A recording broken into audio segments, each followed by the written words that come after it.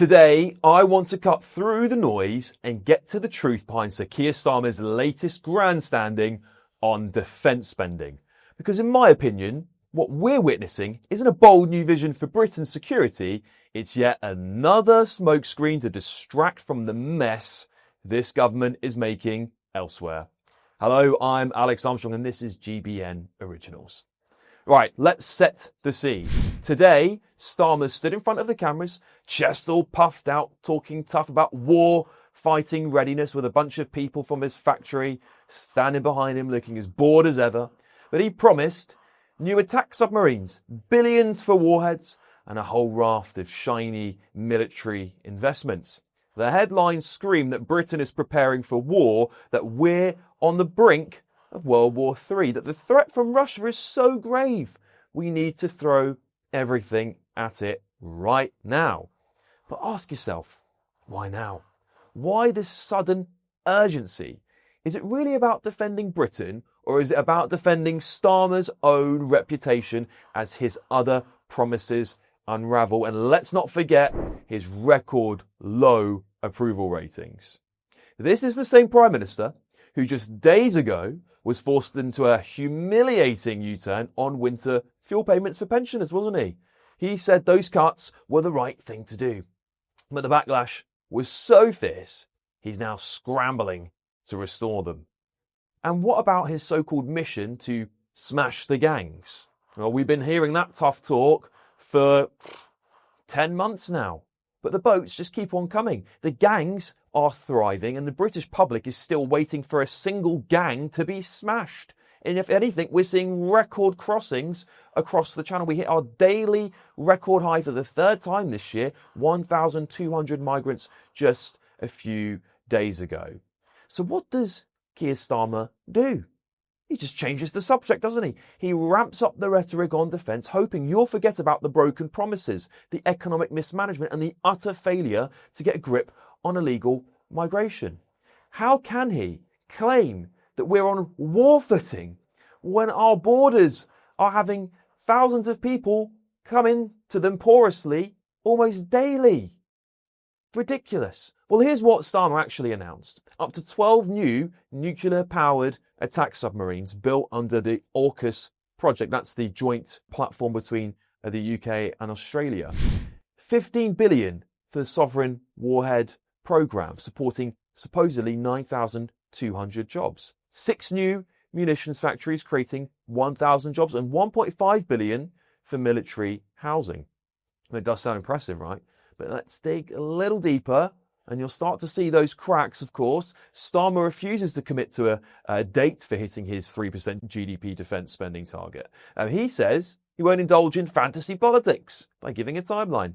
Well, translation, he wants the headlines today, but he's not putting real money on the table, nor is he actually committing to anything. He said it's an ambition, and you know what that means. When politicians say we've got an ambition for something, it means they're probably not going to do it.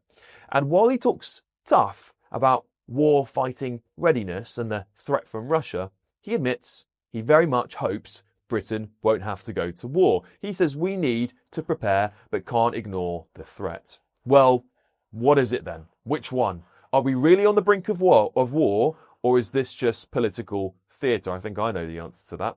Let's be clear. The idea we're about to be dragged into World War III is, I think, frankly, complete nonsense.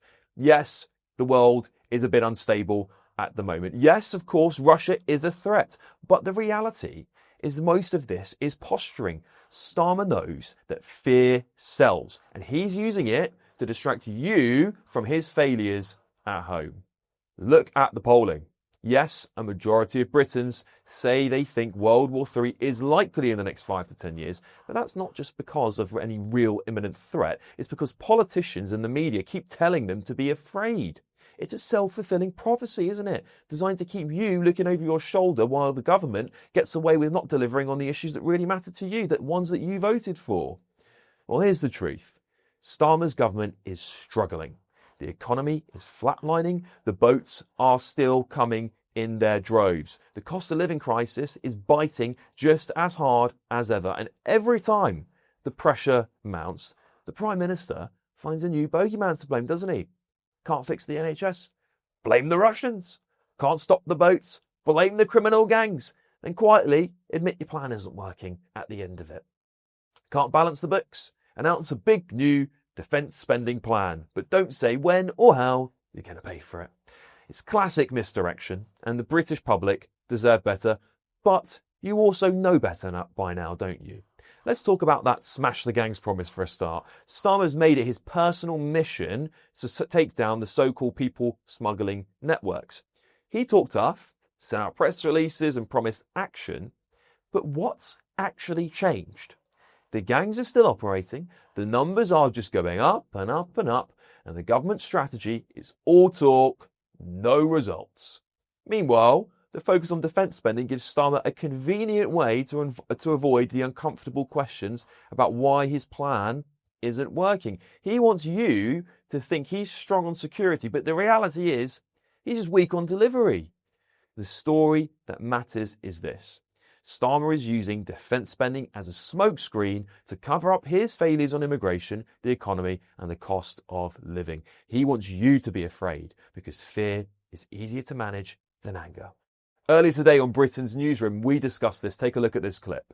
That was your Prime Minister trying to inspire you to be frightened that we're on a war footing and then make you think that he's going to keep you safe. We've got Alex Armstrong in the studio with us and also Matthew Torbett and also Mark Weiser stayed with us. Do you feel safe after that, Matt Torbett? I always feel safe in this studio. I'm totally safe. No, I think it's a useful ambition. I think it speaks to the world that we're living in the fact that we're on the precipice of war pretty much everywhere at the moment. You look over at the Middle East, you look at Kashmir, you look at China and Taiwan, you look at Russia, Ukraine. And I think it's useful to at least be prepared. We've lost 30,000 soldiers in the last Parliament. He says he's put us on a war-fighting readiness. We couldn't even recapture the Falkland Islands, and nothing he said today is going to change that. At the same time, we weren't prepared for World War II. That's why we had a 90% tax rate. We also weren't prepared in the Boer War, which is why we nearly embarrassingly lost. I think whether he delivers, this is a totally different story. I think the rhetoric, the ambition, I think is welcomed. I think it would be definitely welcome in places like Barrow, where they're on about building a lot of this stuff when he's looking at nuclear warheads and whatnot. I think that's the reason why we lost in 2019 there in the by-election was precisely because Jeremy Corbyn was anti-Trident. You're talking thousands of jobs, decimating communities. And I'm no fan of war, but it employs a lot of people, unfortunately, in this country and elsewhere. I just don't feel the fear, Alex. Do you? I'm forgive me, but I'm slightly more frightened of this government than I am of war. Yeah, this whole thing is a completely vacuous statement. There's no commitment to increase defence spending. We're not going to go to war with Vladimir Putin. I would put my life savings down that we don't go to war, a hot war. He can't even take parts of Ukraine, let alone the rest of Europe. This is designed to distract the public away from our completely porous borders. We have record-breaking numbers because he has no deterrent. He's talking about deterring Putin. We can't even deter illegal migrants coming over from Calais. It's a complete joke, isn't it? It's designed to look tough, but not actually be tough. No one's buying this. Let's bring Mark White in. With your analytical brain here, Mark, there were no surprises in that speech. It had all been trailed. I don't know why they do that. You think they might keep something back, but that's a matter for the way they manage the media.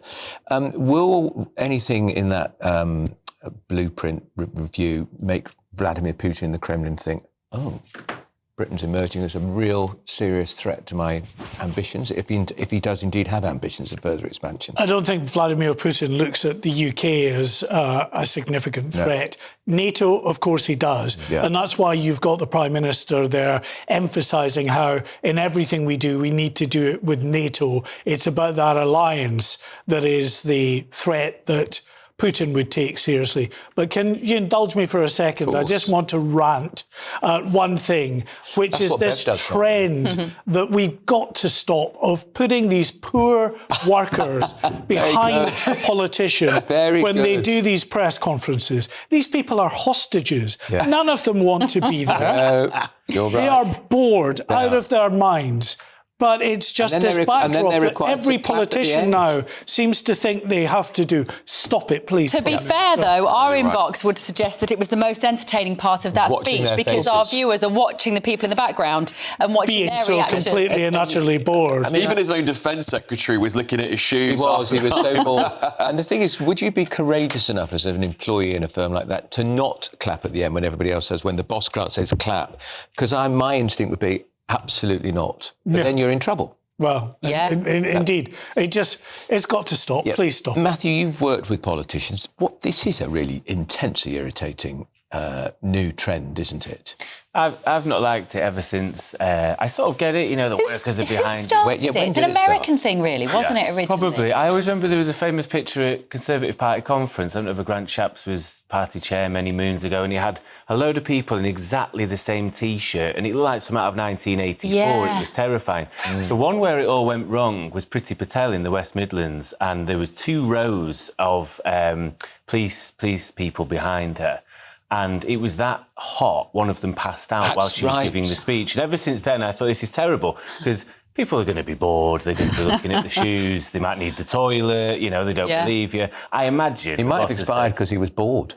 Well, maybe. Might fallen asleep on his feet. I think a lot of it is probably, if you want to go and stand behind him, you can. The boss must offer it all. Right. But you never know if you're going to get a troublemaker either doing that sort of stuff, really. You know, I'd be tempted if I was that way inclined. Having ranted at the PM and other politicians for doing it, I know to an extent why they're trying to do it, because they want to accentuate why the increase in armed forces spending can actually benefit the wider economy. And that is absolutely true. I was in Barrow when the Prime Minister was laying the keel for the new dreadnought submarines. And that is a town that really is a one-industry town. It's relying to a very large degree on the work at the BAE Systems submarine manufacturing plant there. And he wants to do that. The government wants that to be the case in communities right across the country where many, many thousands of extra jobs are made. So yes, there will be a big commitment, the government says, to spending on our defence, but there will be a benefit as well to communities in the jobs it creates. Are they going to sort this defence procurement out, though? I mean, spending all these vast billions, we've known since the 1980s, the Ministry of Defence is not fit for purpose in the way it spends taxpayers' money. Well, you've got to stop the admirals and the generals as well from interfering, because these are long lead items. So you announce the building of a new ship or submarine or whatever it might be. Then you get advances in technology, and those in charge, and I mean the civil servants as well, are saying, oh, we want to change the design for this, we want to incorporate that. And then it just adds to delay on the project, more cost on the project, till the point where you get ridiculous overruns that are costing many, many millions more, sometimes billions more than the initial projected cost of that particular... Correct me if I'm wrong, though. When he first got into office, when the Labour government first won the election, didn't they drop funding for a bunch of aircraft carriers and plane and jets? No, is that right?